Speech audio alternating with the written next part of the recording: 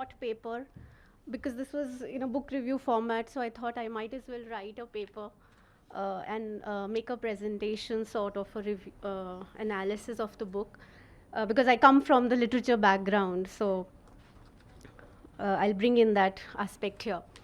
So, Way Nayab Aurtein is remarkable in its expansive scope and commitment. As the title suggests, this book is an honest, frank, and committed portrayal of Nayab, inimitable women and men who have enriched Garg's life and career as a writer. She often uses the word afsana to describe this work, highlighting how literary imagination is deeply entwined with civic imagination. And she says, I'm a writer after all, and thus driven to enmeshing the real and the imaginary to create new worlds. I've translated this work for my paper. So as a story writer delves into imagining new worlds, they simultaneously strengthen their commitment to renewing the civic imagination. And we all are aware of Garg's novels here, who are known for their free-spirited women protagonists and taking up larger questions of equitable distribution of resources and gender equality in society. And we also know about her other works like Anitya, set against the backdrop of India's aspiration and struggle for freedom.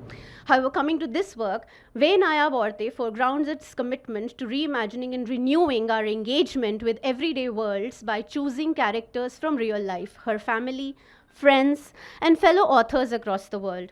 Each of their descriptions have a unique aspect attached to it. The fact that her mother preferred reading books to handling domestic affairs made Garg learn soon in her life that a mother is not supposed to be a nurturer and caregiver always. Instead, she learned the art of reading from her mother, who was a voracious reader herself. In fact, this unconventional upbringing sows the seed of Garg's ethico-political commitment as a writer. She's discerning when she argues elsewhere that women's issues are not divorced from social issues. In the work, her honest portrayal of fellow writers, researchers, translators, both in Hindi as well as other Indian languages, including foreign writers, reveal her assumed sense of responsibility towards altering limited critical insights, which tend to bracket writers into disparate categories and attended identity politics. Her reminiscences of Sunita Jain, Nabanita Dev Sen, Shama Kaul, Indrani, so they are particularly interesting as they reveal consistent efforts to understand and engage with their writing and politics. In the chapter titled Leak Se Hati Desi Lekhikaएं, she relates her experiences of sharing personal and professional spaces with these writers during seminars, conferences, cultural programs, and feminist workshops.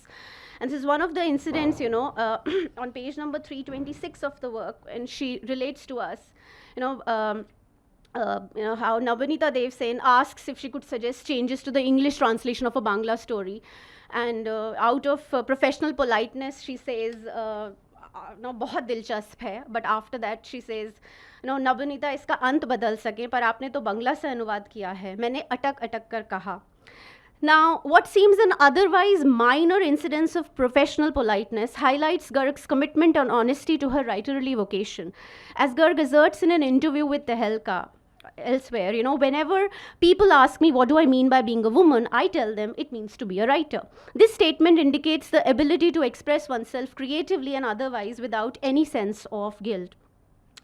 It is precisely this quality which makes her accept all Assam Students' Union's invitation to address them on Martyrs' Day in 2005 to honor the memory of nearly 800 students who lost their lives during the Assam agitation movement in 1979.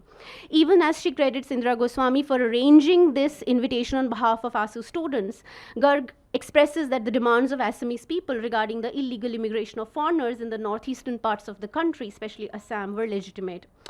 She's discerning about the significance of engaging with others across differences. The politics of solidarity reflects her alertness to how the micropolitics of everyday life is deeply entwined with the macropolitics of the social, economic, and political processes affecting people's rights as citizens.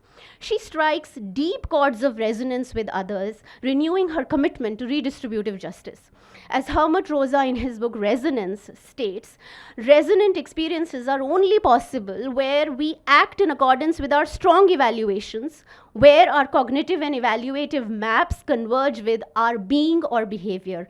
This amounts to consistency in terms of engaging with the other, a certain willingness to listen to the other despite differences in experiences or challenges embedded in accessibility, or even the possibility that efforts to solidarize across differences might fail altogether.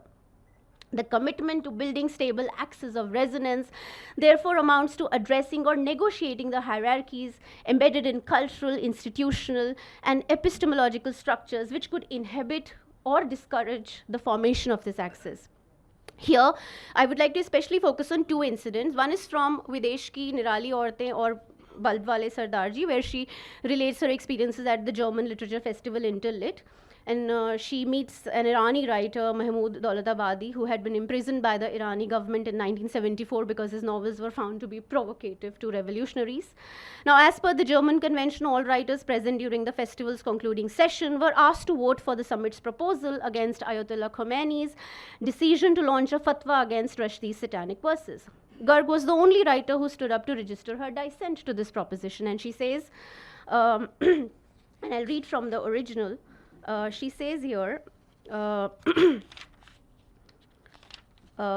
गुस्से के मारे मेरी नसें तिड़क रही थी, पर मैंने संयत और कठोर स्वर में कहा, आप अच्छी तरह जानते हैं ईरान के अदीब महमूद दौलताबादी यहाँ मौजूद हैं। सर्वसम्मति से पारित होने का मतलब होगा उस प्रस्ताव को उनका समर्थन है। तब ईरान वापस जाने पर उनका क्या हश्र होगा, आप नहीं जानते क्या? इसमें समझाने को है क्या? Eventually, other writers present during the session realized the import of Garg's dissent and support her argument. Thus, the proposal could not be passed. I believe this is one of the most significant moments of Garg's career as a writer that illustrate her sensitivity to the ethical implications of literary commitment for those around her. Her relentless engagement with forging dialogues across difference is evident. It is certainly different from identity politics, accommodating difference in gaze, location, perspective in all their nuanced intersections. In the concluding chapter of Ve Nayab Aurtein titled Nadia Waha Nadia, she shares details of her long-standing friendship with Yugoslavian writer Nadia Tesic. She meets her at a feminist conference held in Dubrovnik, formerly in Yugoslavia. Years later, when Garg goes to New York to attend the Hindi World Conference in 2007 in New York, she seeks to rekindle her association with Tesic. This is an important chapter as it consciously relates Tesic's struggle against and contestation of America's role in balkanization of Yugoslavia. Garg's interpretation recovers the political unconscious, to use Frederick Jameson's phrase, underlying the dominant narratives of this balkanization that systematically dismantled the socio-political epistemologies and ethno-cultural pluralities characterizing the everyday life processes of Yugoslavia. Garg's narrative comes across as a tribute to Tesic's bravery and relentless commitment to highlighting American atrocities, propaganda regarding violation of human rights under the socialist regime and the resultant unrest. And she says here, to give you the flavor of the original, this is the last chapter, and she says, असली युद्ध अपराधी America और यूरोपीय देश नहीं तो कौन थे जिन्होंने I'm sorry, 78 दिनों तक जनसंख्या बहुल शहरी इलाकों पर व्यापक और अविराम बमबारी की। सारा कुप्रचार इसी बमबारी को सही ठहराने के लिए तो था। जब झूठा प्रचार करना था तो क्या पुष्टि और क्या पुष्टि का इंतज़ार।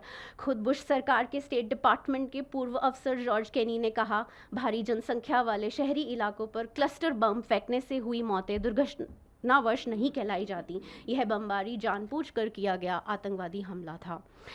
It was these bombings which destroyed the economy of Yugoslavia, bringing its gross domestic product rate to less than 40%. The powerful nations of the world, armed with capitalist and neo-imperial ambitions, did their best to destroy Yugoslavia. Garg's recounting of Tesic's role during this crisis alternatively highlights her ethical choice and commitment to challenge power structures that determine the so-called teleological flow of resources, labor, capital at the cost of redistributive justice and welfarist obligations of states towards their citizens. Thus, writing becomes an effective tool in the hands of the woman author, equipping her to interrogate the patriarchal underpinnings of the capitalist, institutional, and ideological structures that surround her. Furthermore, it represents Garg's political ingenuity and a call for cooperation and solidarity amongst feminists who may be, to quote Neera Yuval Davis here, positioned differently in different societies but are willing to work towards achieving certain common goals.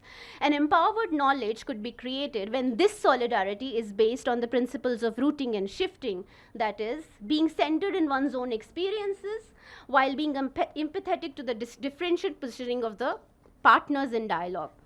Such an exercise could perform a central role in evolving an emancipatory model of citizenship vis-a-vis nations and nation states. Thank you so much. And apologize for this talk in English, but since I've been academically trained in English, I thought it's better, I'll be able to express myself in English.